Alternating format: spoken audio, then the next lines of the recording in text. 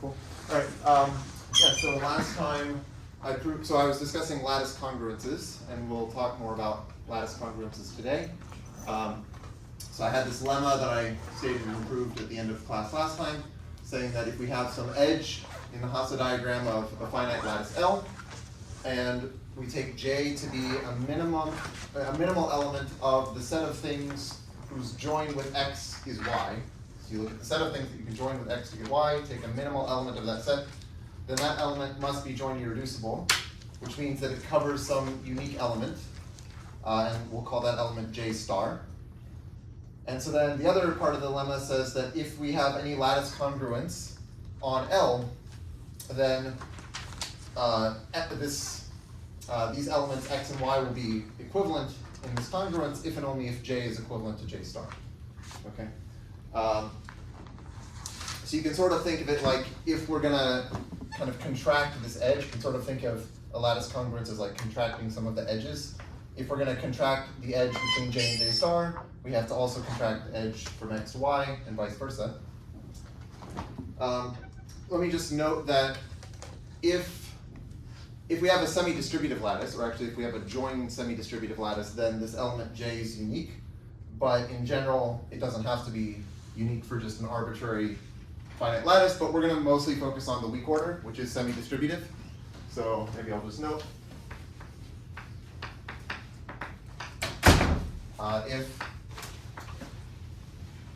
If L is semi-distributive, like the weak order,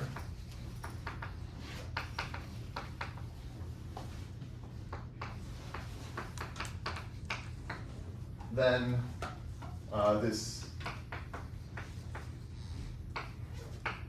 the element J from this lemma is like the unique, well, it's unique, and it was what we were calling J sub xy when I talked about semi-distributive lattice. It is what we call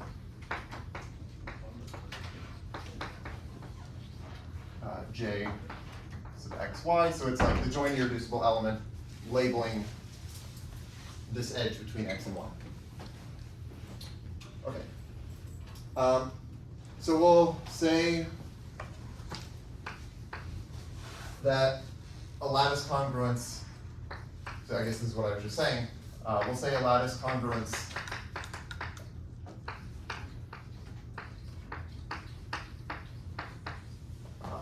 equiv, I guess I'll call that equiv because that's what the LaTeX command is, contracts, I'll say it contracts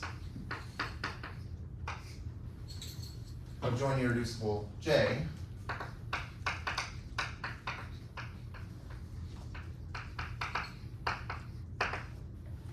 if J is equivalent to the element covered by it, which is J star. Okay? So a corollary of this lemma is that if you have a lattice congruence, it's uniquely determined by the set of join irreducible elements that it contracts.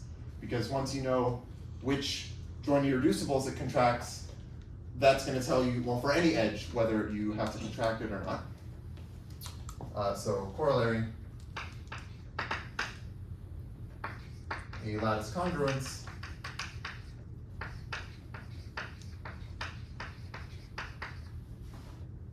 is uniquely determined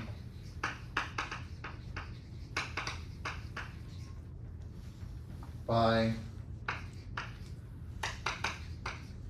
the set of join irreducibles it contracts. Or, well, equivalently, it's uniquely determined by the join irreducibles that it doesn't contract, and sometimes it'll be helpful to think about it that way instead. Anyway, we have this corollary. Okay, any questions? Okay, so now I want to focus on lattice congruences of the weak order. And okay, so suppose we have this lattice congruence of the weak order.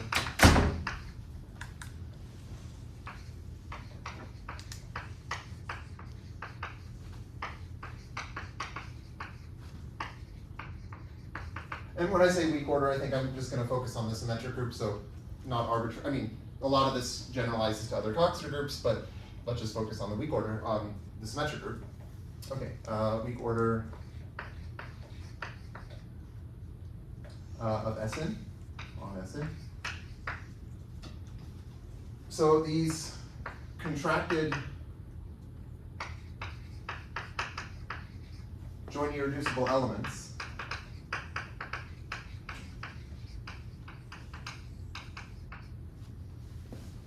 correspond to deleted shards, and I'll say what I mean by this.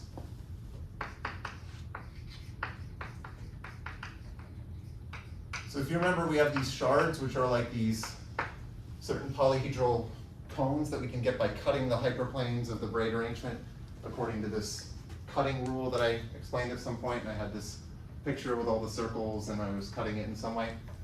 And so the joint irreducibles correspond to shards.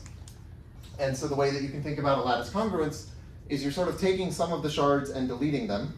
So let me give an example of what I mean by this. Okay, so here, let's say I take, okay, well, I'm going to do S3, 3, 2, 1. Here's 3, 1, 2. Here's 2, 1, 3. 1, 2, 3. This should be 1, 3, 2, and 2, 3, 1. And I'm going to do this lattice congruence where, so this is the Sylvester congruence. Maybe I'm taking inverses from what I did in a previous class, but whatever. So I'll just take this where these two are identified. So that's one equivalence class. And then the rest of the equivalence classes are just singletons. Okay? So you can think I'm just kind of contracting this edge. So this corresponds to a lattice quotient. Okay, that lattice quotient is the Tamari lattice, so it looks like this. Right, I've kind of just taken this and contracted it down to that vertex. And I can also think of this as like some kind of geometric picture in terms of shards, because it's sort of like I took the braid fan, which has these, like here's the braid fan, except I've deleted this shard. That was one of the shards. If you remember when I did shards for like S3, it was like this hyperplane was a shard, this hyperplane is a shard, and then this ray is a shard, and then there was a ray here that was a shard, and we deleted that ray corresponding to this edge that we've contracted. Okay, so that we get this kind of fan that has now these like 5 maximal cones. Okay, let me do a couple other examples to illustrate something. We could do a different lattice congruence also on S3. Okay,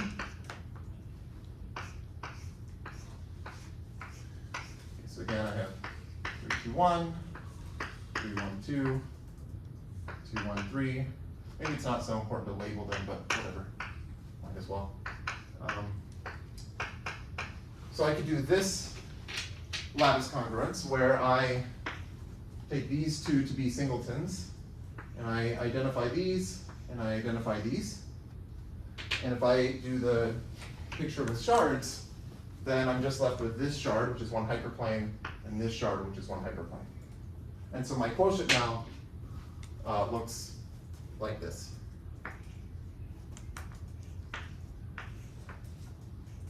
It's just a diamond. Okay, let me do one other example. Well, maybe I should point out that in each one of these examples, I'm choosing a set of joint irreducible elements to contract.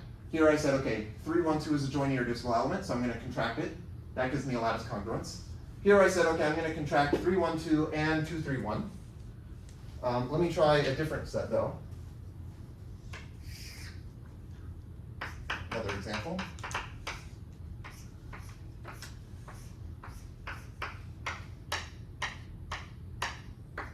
3, 1, 3, 2, 3, 1, 3, 2, 1, 3, 1, 2, 3, 1, 3.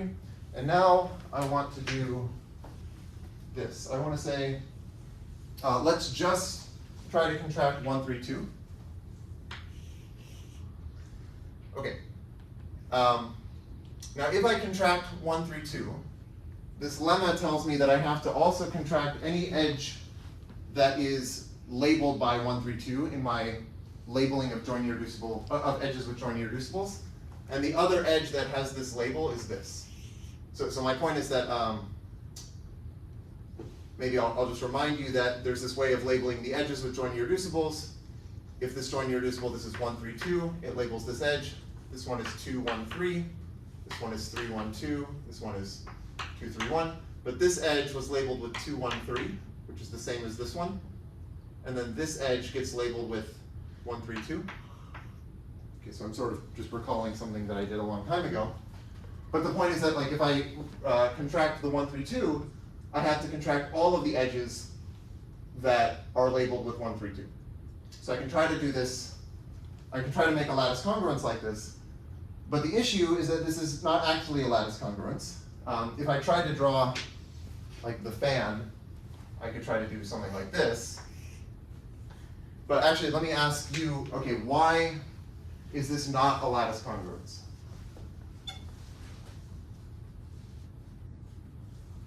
Yes?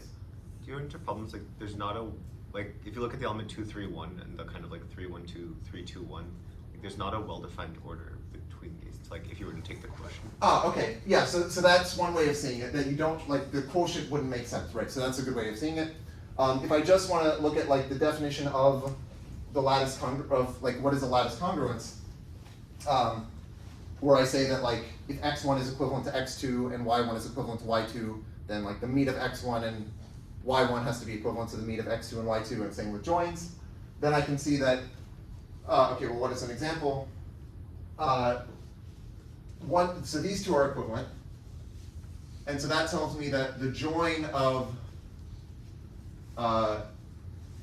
so their join, so the join of 1, 2, 3 and 2, 1, 3 should be equivalent to the join of 1, 3, 2 and 2, 1, 3. But the join of these two is this one, and the join of these two is this one. So what I'm saying, maybe I'll write this out so it's less confusing. If this were a lattice congruence, or basically I want to say, let's construct a lattice congruence where these two are equivalent and then these two are equivalent.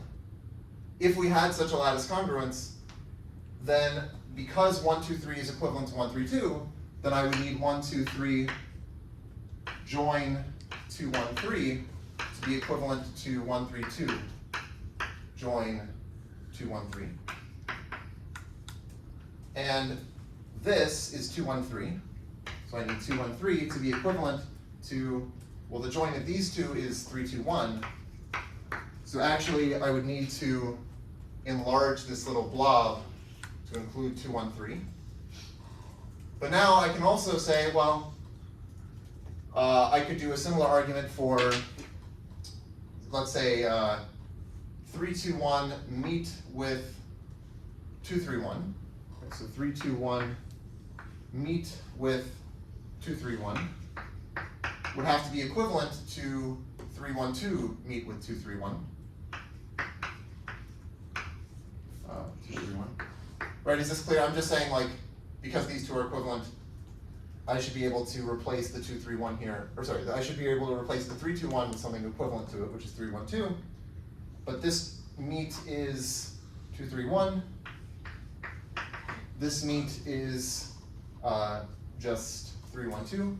Or sorry, is the bottom. It's 1, 2, 3. So that tells me that actually I also need this. And I think that is everything that's forced. So actually what I originally drew is not a lattice congruence, but now it is if I say, okay, here is my one equivalence class, and here is another equivalence class, and now if I take these shards, I have to delete these as well. And so actually now my quotient is just this. Okay. So what this is saying is that you can't just pick an arbitrary set of joint irreducibles and contract them and say, okay, that's going to be my lattice congruence, because once you've contracted some joint irreducibles, that might force other joint irreducibles to be contracted. So, okay, this leads to a notion of something called forcing. So let me define that.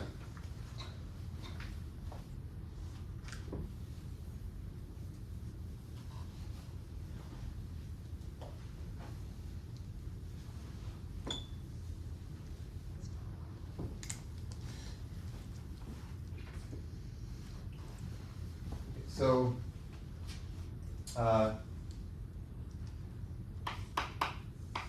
for a finite lattice,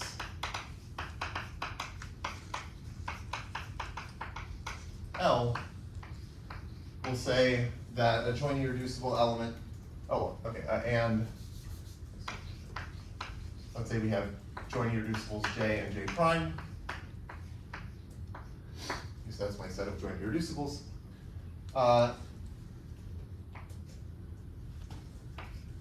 Say that J forces J prime if every lattice congruence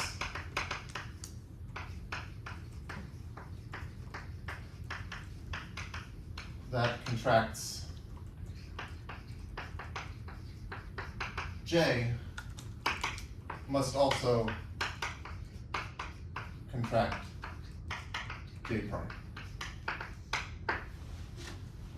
Okay, so what this is saying, what this example is showing here, is that there's this joint irreducible element 1, 3, 2, and it forces the joint irreducibles 3, 1, 2, and 2, 3, 1, because I tried to construct a lattice congruence that contracts 1, 3, 2, and I found out that I actually also have to contract 3, 1, 2, and 2, 3, 1.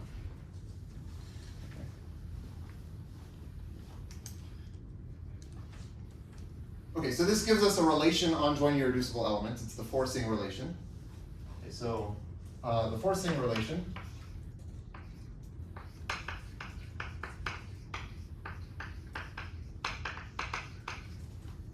is, well, it's reflexive.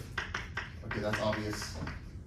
That's just saying that J forces J, which is saying that every lattice congruence that contracts J must contract J.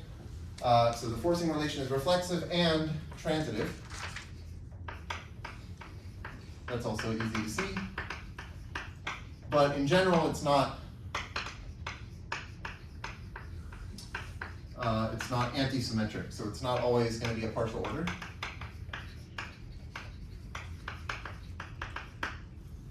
But for some lattices, it ends up being anti-symmetric, so you actually get a partial order called the forcing order. And in particular, this is true for the weak order. So I'll just say for some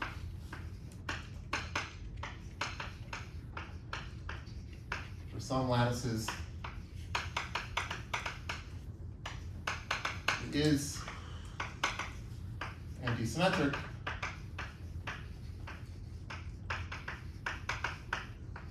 So we obtain, in this case, like in the case when it is anti-symmetric, we obtain a partial order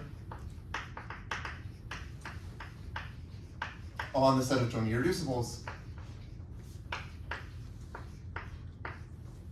called the forcing order.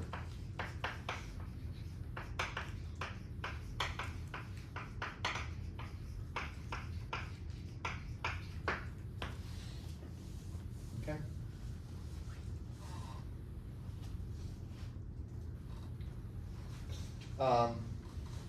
Maybe I'll give a, I don't know if I need this, but maybe I'll give notation to this. So let's say, I guess this is kind of the reverse of what makes sense, but I think this is what I want. We'll say J prime is like curvy less than J if J forces J prime.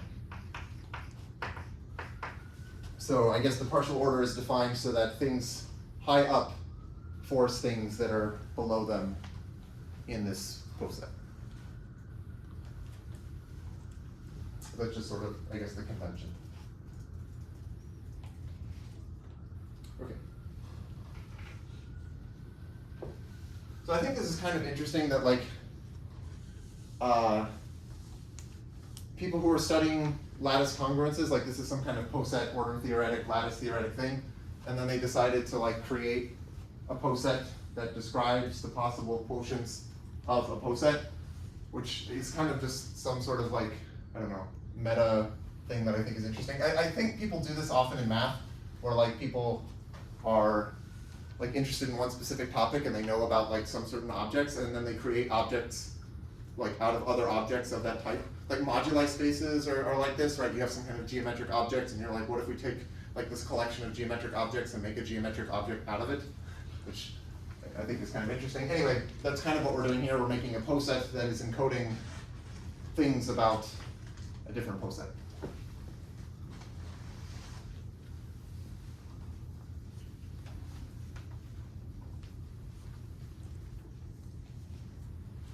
Okay.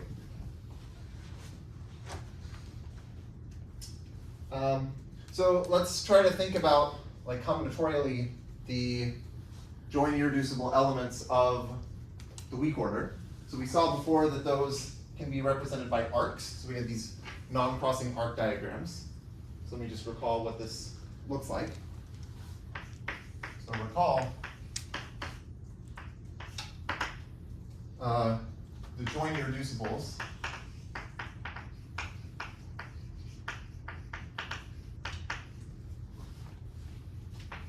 of the weak order on Sn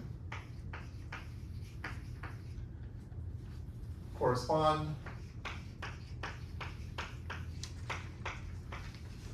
to arcs, things that I call arcs.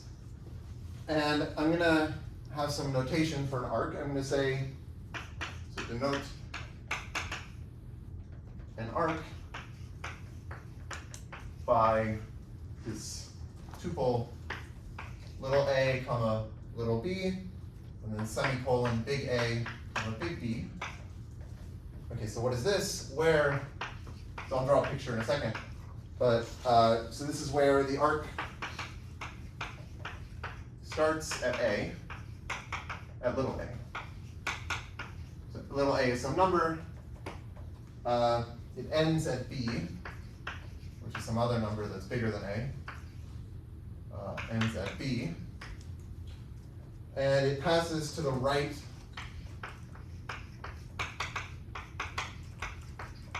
of elements of A, of capital A,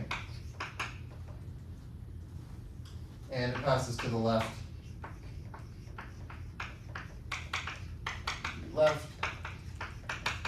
of elements of capital B. Okay, let me show you an example of this. So capital A and capital B are sets, little a and little b are numbers. And so in this notation, the union of these two sets, A and B, is just the set of integers that are between A plus 1 and B minus 1. Okay, let me give an example. So we have this, okay, so here's an arc. I want 7 dots.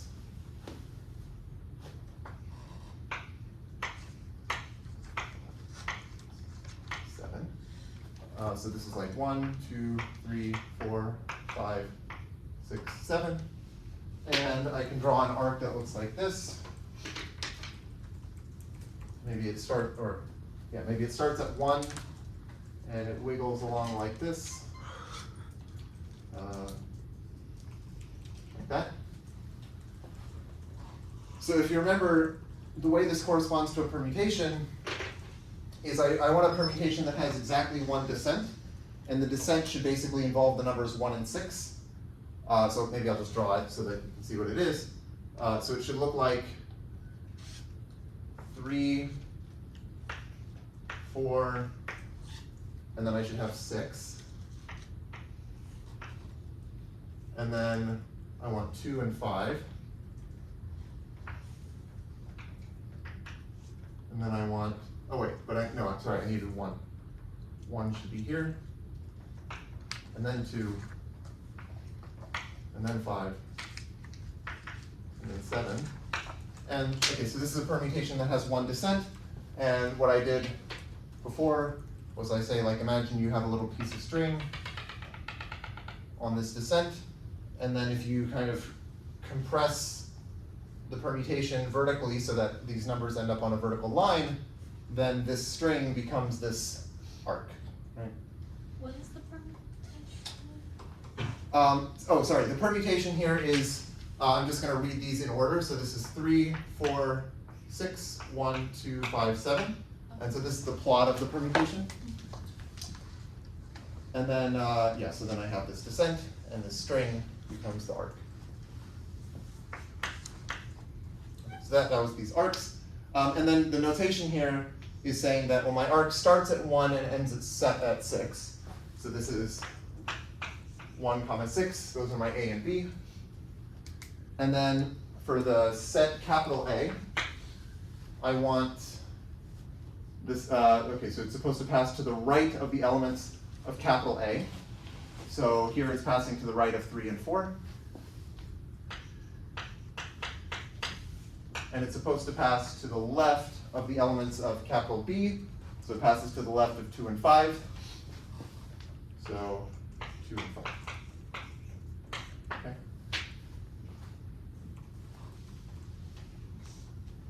So this is just notation representing an arc, so I don't have to draw it.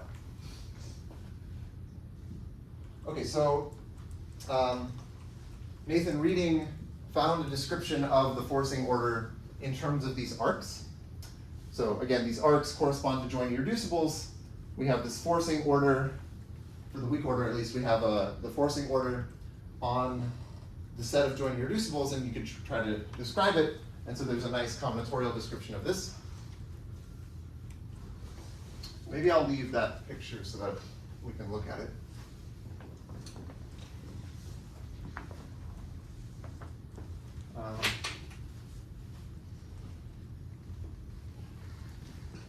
So Reading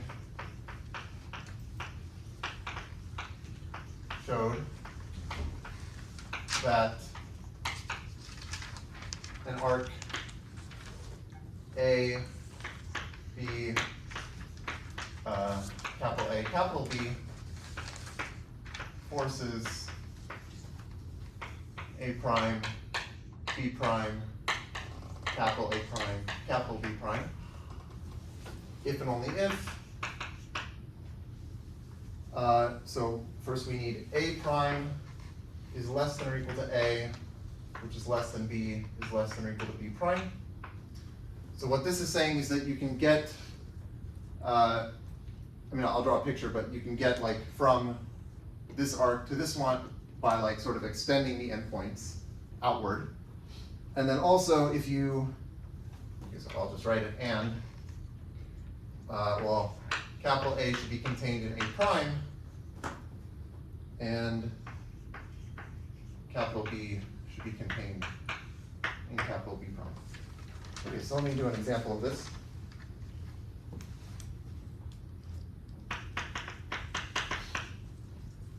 Okay, so I want 1, 2, 3, 4, 5, 6, 9.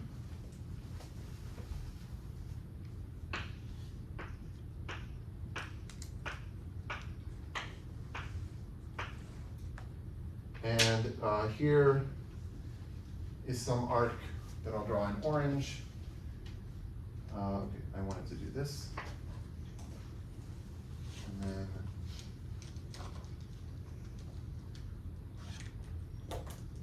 that. Okay, so this is some arc which is, well, okay, let me do the other one, I guess, in blue.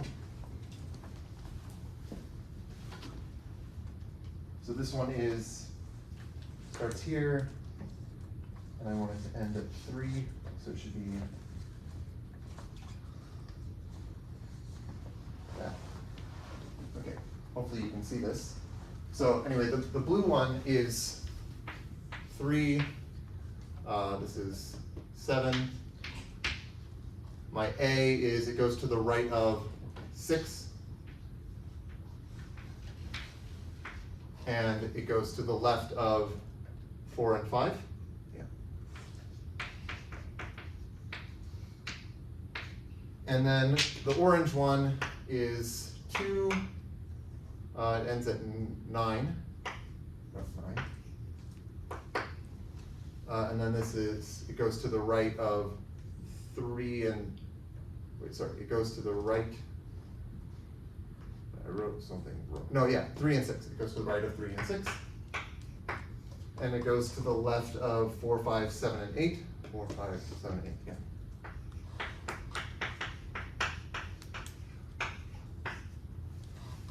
And the point is that the blue one forces the orange one. And this is just because, well, basically what I'm saying, what this condition is saying, is that the endpoints for the orange one are like further out than the endpoints for the blue one. And if you restrict to just the, like if you take the orange stuff and you restrict it to the blue stuff, it kind of agrees, like the orange stuff agrees with the blue stuff between these 2 points. That's what I'm saying. So they both go to the right of this point and they both go to the left of that point, of those points.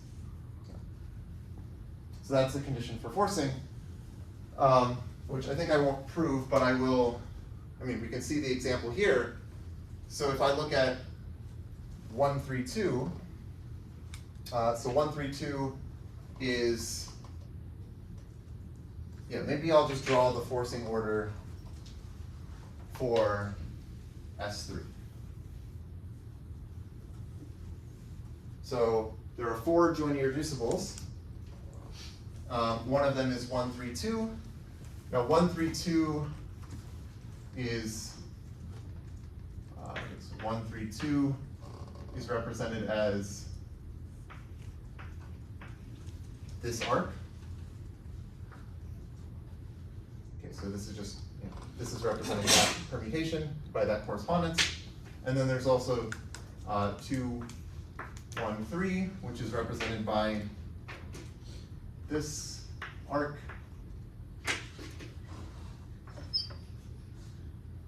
And then we have 3, 1, 2, which is or maybe I'll do 3, 1, 2 over here. 3, 1, 2, which is represented by this arc where it goes like this. And then I also have 2, 3, 1, which is represented by this arc like that. And so this rule tells me that this arc should force this one. So again, the forcing goes down. So this arc forces this one, and this arc forces this one here.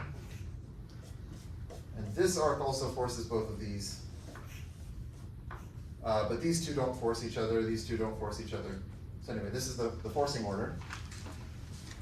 And so you can see that when I did this example here and I tried to construct a lattice congruence that contracts 1 through 2, well, I also had to contract everything below 1 through 2 in this poset, because those are the things forced by 1 through 2. So I also had to contract 2, 3, 1, and I also had to contract 3, 1, 2. This basically gives a complete characterization of the lattice congruences of the weak order on Sn, because we can think about joint irreducibles in terms of arcs, and then just take basically order ideals of this forcing order, and those are the things contracted by a lattice congruence. And then this also tells us about the quotients of the weak order.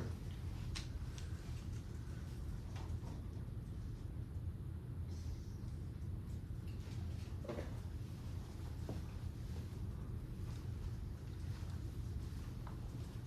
You have a question? Yeah. Is it supposed to be obvious that every order ideal of forcing order has the corresponding lattice congruence to it? Maybe. So like you start with an order ideal. I think the point is, I don't know, I think it should be, okay, so I want to start with an order ideal and say just contract those things, and the claim is that this is a lattice congruence. Yeah. Maybe it's not completely obvious. Yeah, okay. I guess the point is that you kind of want to just keep contracting things until you get a lattice congruence, and you know that eventually you will. But maybe there is something with the definition that makes this not obvious. Well, I guess the thing that it's not, the thing that's not clear is it possible that you can have two joint irreducible elements that together force the Okay, right. individually they don't. Oh, I see. Right, so maybe that, yeah, I agree that that's not obvious, but I think it's true that this is a correspondence, yeah. Also, is it a coincidence that in that example, you've just drawn the dual of the Bruja order on the joint irreducibles? In this example? Yeah. Wait, what do you mean the dual? Like, Oh, I see. I feel like that might be a coincidence. okay. I think that's a coincidence, yeah. Yeah. Yeah, I'm pretty sure it's not just the Bruja order on joint irreducibles. But yeah, for this small case, I think it is. Or it is. Okay. Okay, so yeah, maybe I'll just assert this, since I won't prove it, but maybe it's not completely obvious, I'll just assert that this is a correspondence.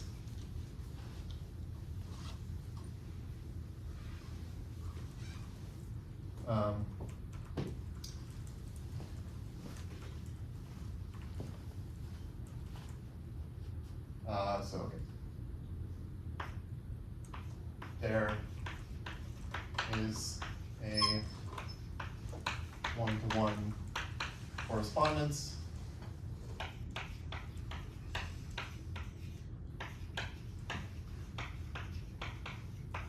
between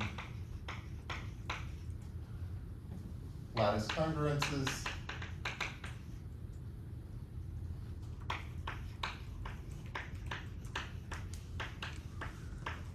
of the weak order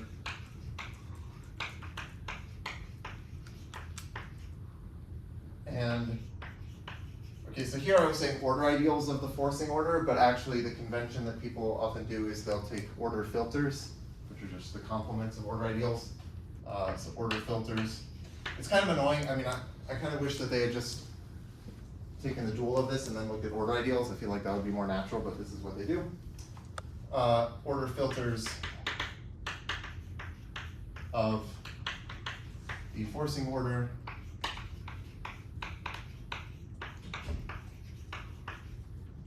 and here the correspondence is that the elements of the order filter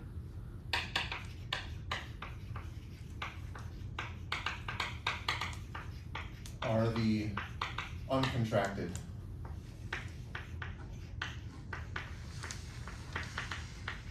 joint irreducibles.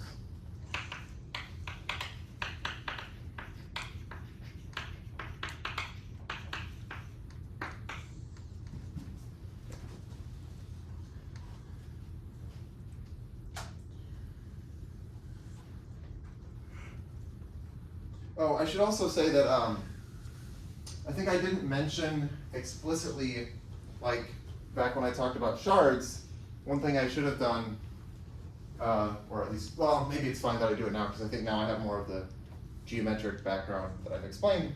But shards, like, they correspond to these arcs, but if you're given an arc, you can explicitly write down what is the shard, like as a geometric cone. Like what is it cut out by certain inequalities. So arcs correspond to shards, but namely, if I have some arc alpha, which is this A, B, capital A, capital B, this corresponds to the shard, which I'll call sigma alpha. And it's cut out by the inequalities of the form x sub a prime less than or equal to x sub a equals x sub b less than or equal to x sub b prime, where this is for all a prime in capital A and b prime in capital B. Okay, so specifically, like let's say I did this example over here, where I look at one of these arcs. So maybe if I took, well, okay, let me do this.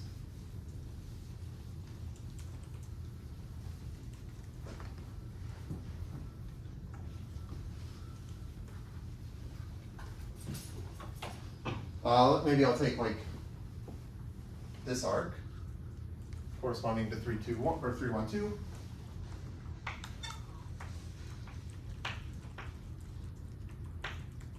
So there's so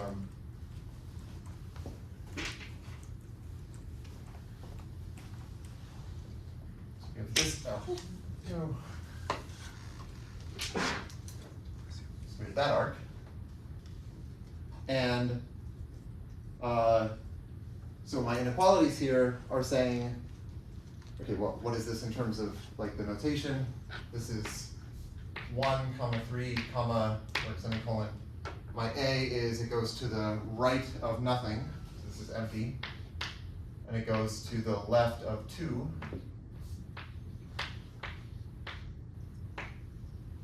So my inequalities here say that if I take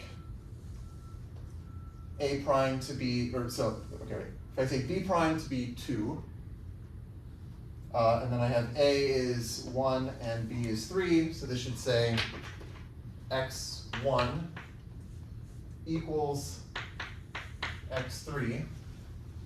And then I don't have any inequalities of this form because the capital A is empty, but I do have one inequality of this form because I can take B prime to be 2.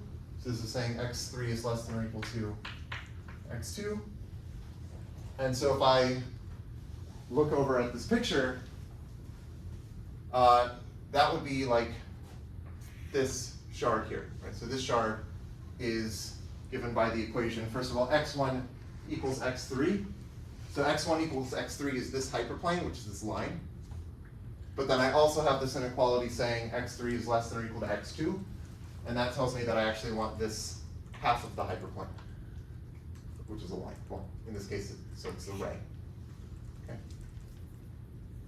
Anyway, that's just like the actual explicit way of thinking about a shard as coming from an arc instead of just sort of abstractly saying, well, there's some kind of correspondence. This is how you can literally write down what the shard is from the arc. Actually, maybe I'll just maybe it's good to just draw the whole fan. So let's do this.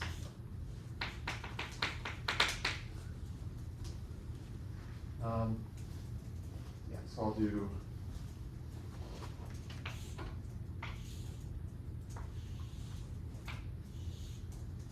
Okay, so I have these 4 shards corresponding to the 4 joint irreducibles. This one is just x, what is my convention? This one is x1 equals x2.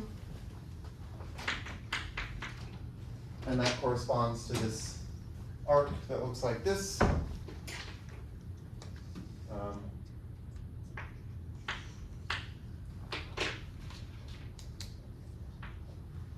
Okay. And then here, this one is x2 equals x3. And that corresponds to this arc that looks like this. And then here we have this arc that looks like this. And this one will be x1 equals x3, and x2 is there. And then this one is x1 equals x3 less than or equal to x2, which is what I worked out here. And that's for this arc.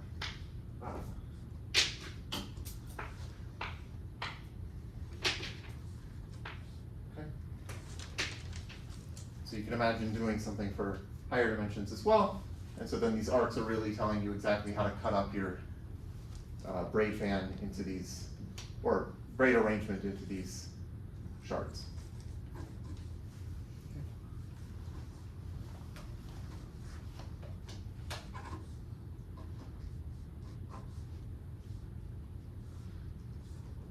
Okay, so let me summarize this with a proposition due to Nathan reading.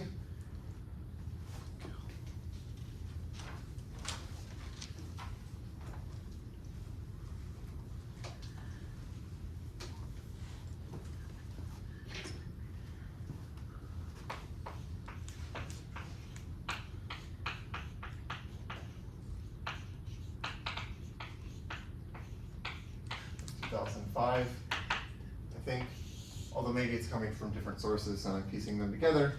But anyway, let's let A, script A sub equiv be an order filter of the forcing order.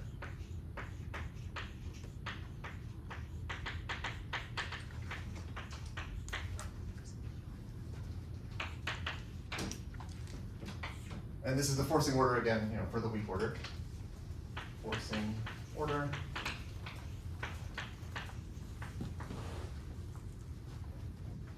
And this is corresponding to a lattice congruence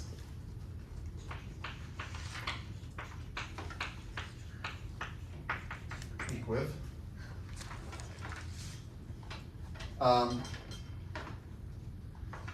So this is some set of arcs, right? Then I'm going to delete the shards corresponding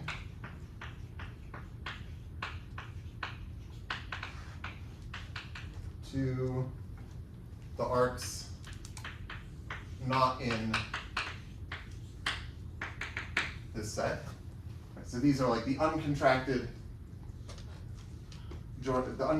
arcs, so I'm going to delete the shards that correspond to the contracted arcs. So this is going to yield a complete fan. Yields a complete fan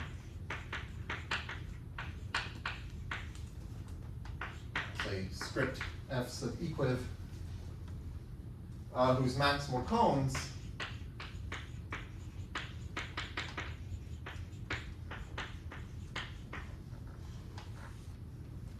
correspond to the congruence classes of my lattice congruence.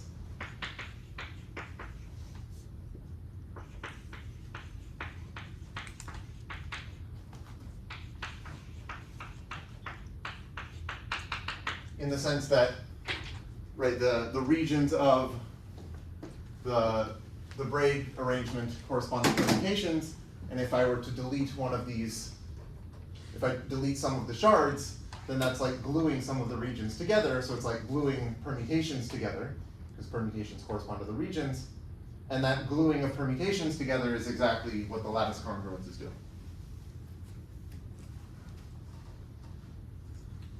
Okay. Any questions up to here?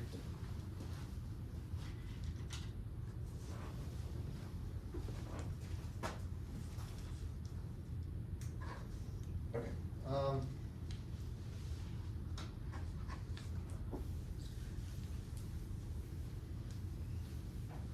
So if you remember, we also had this associahedron, and I said that the normal fan of the associahedron is the Sylvester congruence. And the Sylvester congruence is like the lattice congruence corresponding to the binary trees.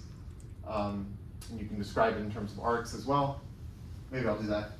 But anyway, the point is we had this polytope, the associahedron, and we said that the normal fan was actually the same as this this fan that we get from this lattice congruence. So one question you can ask is, more generally, if we have some lattice congruence, just an arbitrary lattice congruence of the weak order, can we construct some polytope whose normal fan is that fan? So in general, just if you have some complete fan, right, it's not obvious if you can construct a polytope to get that fan as the normal fan. But in this case, there is actually a way to do this. Okay, so let me maybe write this down. Okay, so question, can we find a polytope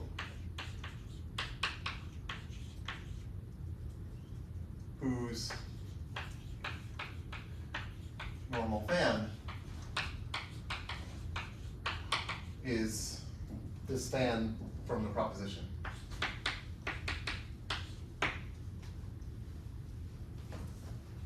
The answer is yes. Okay. So to do this, I guess I won't go through all of the details. I'm going to skip over one part where basically we construct this for certain. I'm going to skip over a lot of the details, but I'll give sort of a broad overview of how this can be done.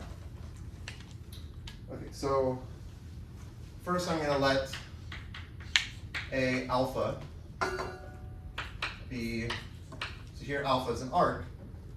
This is going to be the order filter generated by a single arc alpha. This is the order filter in the forcing order. So in other words, you have this arc alpha and everything that is greater than or equal to it in the forcing order. So that's like alpha together with everything that forces it. Okay. So yeah. Or I guess another way of thinking about this is if you think of A alpha, this is some order filter, so it corresponds to a lattice congruence. That lattice congruence is the coarsest lattice congruence in which alpha is uncontracted. Okay, so right, so like you want alpha to be uncontracted because it's in the order filter, and then this is like how much you try to contract as many things as you can while keeping alpha uncontracted. Okay. Okay, then, well, this alpha actually corresponds to a Coxeter element. So alpha corresponds to a Coxeter element. Oh, wait, sorry. Maybe I need to assume, let's assume for a second that alpha, like it starts at 1 and it ends at in, and then it has some A and B that it can wiggle on the right and left of those sets. But I'm just saying I want to impose for a second that alpha actually starts at the bottom dot and ends at the top dot. Okay, then alpha corresponds to a Coxeter element, C, where my simple reflection SI precedes SI plus 1 in like a reduced word for this Coxeter element C, if and only if alpha passes to the right, so maybe I'll just say, if and only if I plus 1 is in A. So this is saying alpha passes to the right of I plus 1. Okay.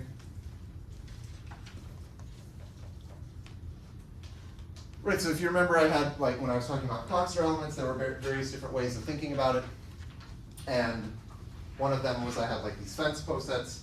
Basically, you just have to say, for any I, if you look at the simple reflections Si and Si plus 1, which one of them comes first in this Coxeter element that you get by multiplying the simple reflections together.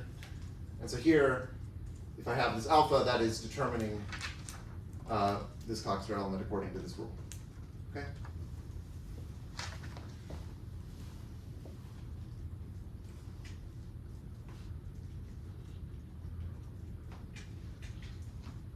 Okay, so let me.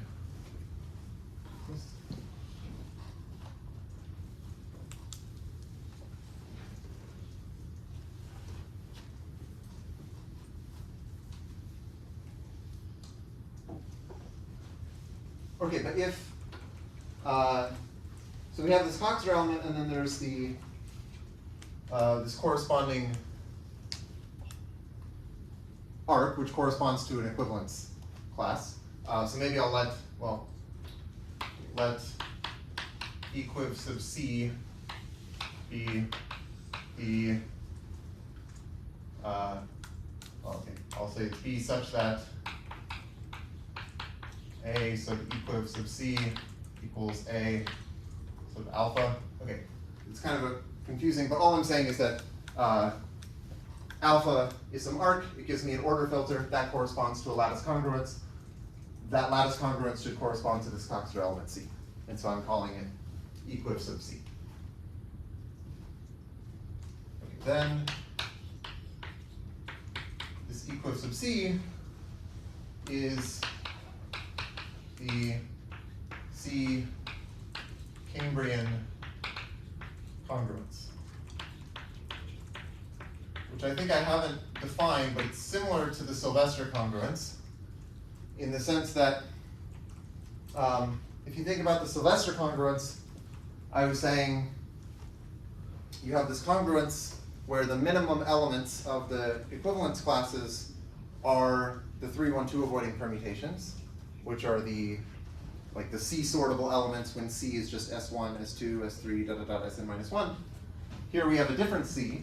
So we have these C sortable elements that I defined a while back. Those are some special elements. And they define the Cambrian lattice. And then the C Cambrian congruence is just like this equivalence, equivalence relation where the minimum elements of the congruence classes are the C sortable elements. So basically there's a quotient going from, so there's a surjective lattice homomorphism from the weak order to the Cambrian lattice. I think this is what I was calling pi down. You have this pi down map. I don't know if I defined it in this case, but it goes from the weak order to the Cambrian lattice, and then these congruence classes are just the fibers of that map. So it's very similar to what we've done with the Tomari lattice and the Sylvester congruence, except now it's for Cambrian lattices, and you get this Cambrian congruence. Okay. So.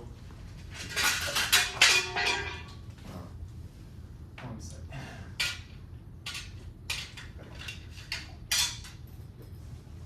So the minimum elements of the congruence classes are the C sortable elements that I defined a while ago.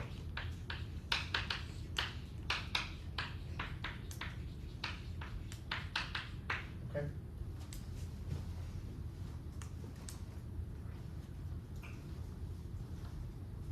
So like an example, so I guess this example is just going to be the Sylvester congruence again, but I think it's useful to see how it comes from this construction. If we take our arc to be, basically just take an arc that starts at the bottom, ends at the top, and it goes to the right of everything. So like this.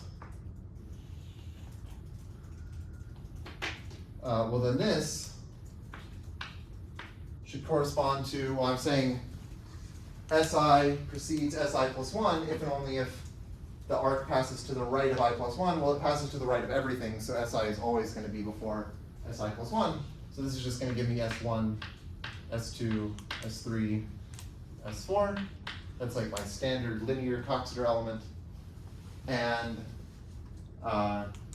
maybe I erased what I was thinking about, but anyway, okay.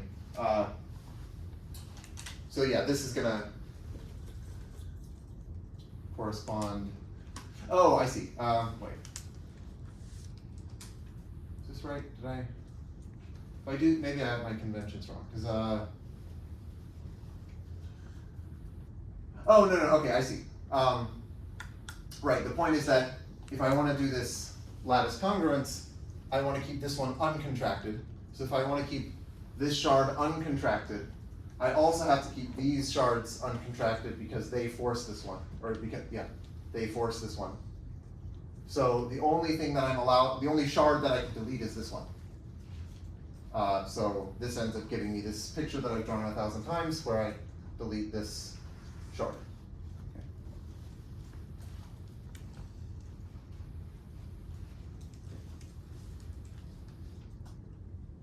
Yes, maybe I'll just write this down explicitly. The order filter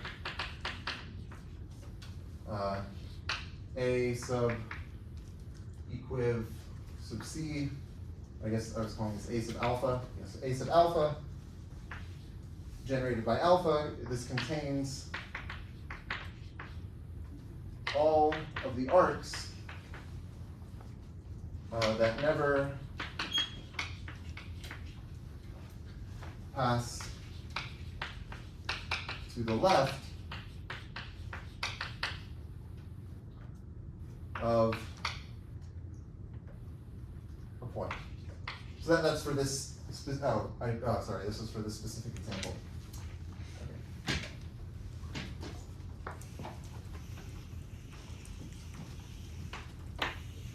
Okay. Perfect. And okay, let me enlarge the bubble here.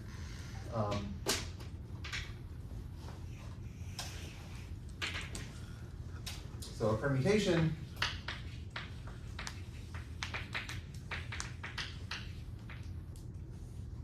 oh, this example is long. Okay, hold on. This whole thing is an example. Sorry. Okay, a permutation for this example is minimal in its congruence class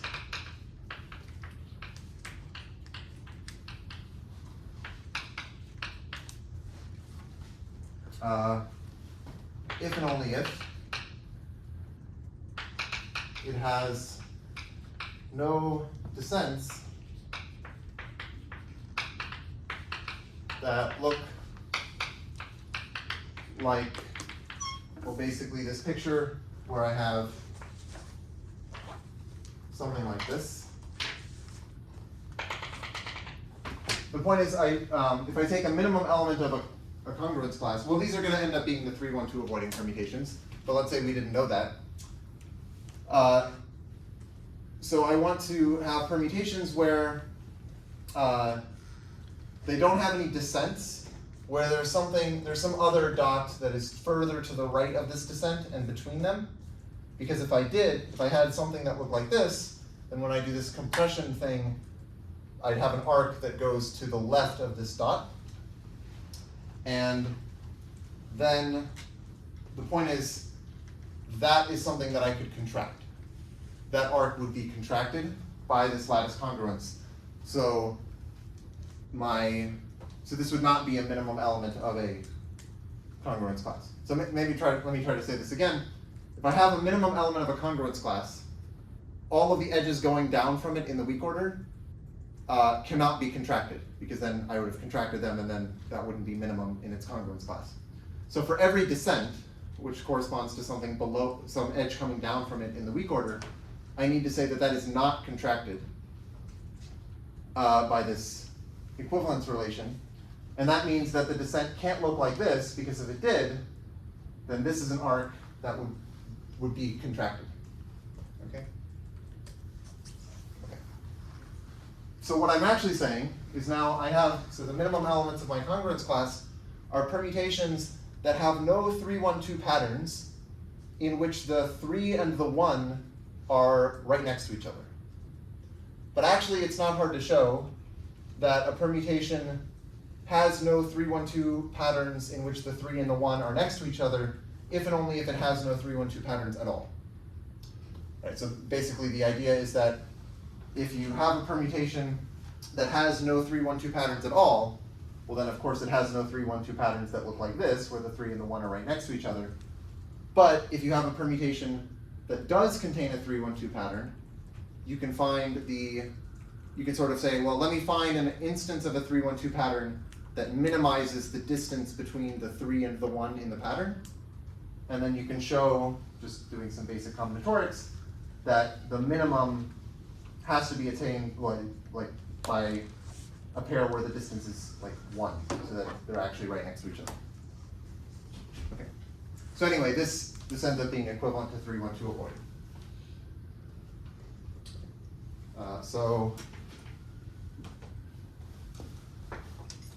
So minimal with these permutations avoid 3, 1, 2 patterns in which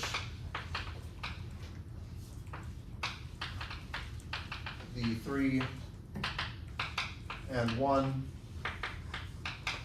are adjacent, but this ends up being equivalent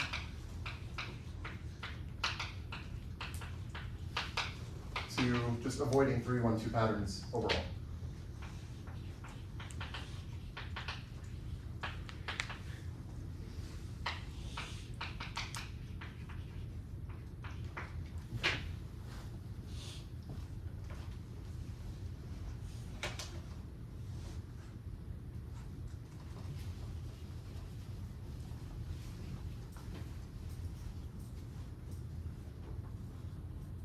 Okay, so I guess the punchline is that this arc defines the Sylvester congruence on S5, right? And then similarly, if you wanted to take the Sylvester congruence on Sn, it's a similar picture where you have some arc that is just going to the right of everything. Okay.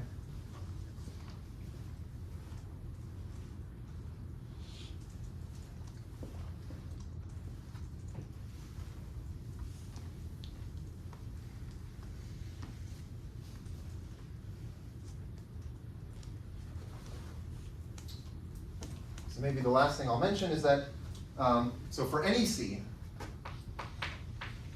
so for arbitrary Coxeter element C, or in other words, for arbitrary arcs of this form, there's this paper by Hollweg and Hollweg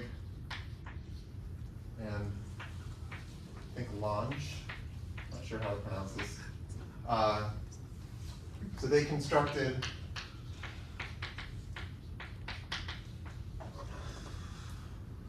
a realization. I'll say what I mean by the word realization of the associahedron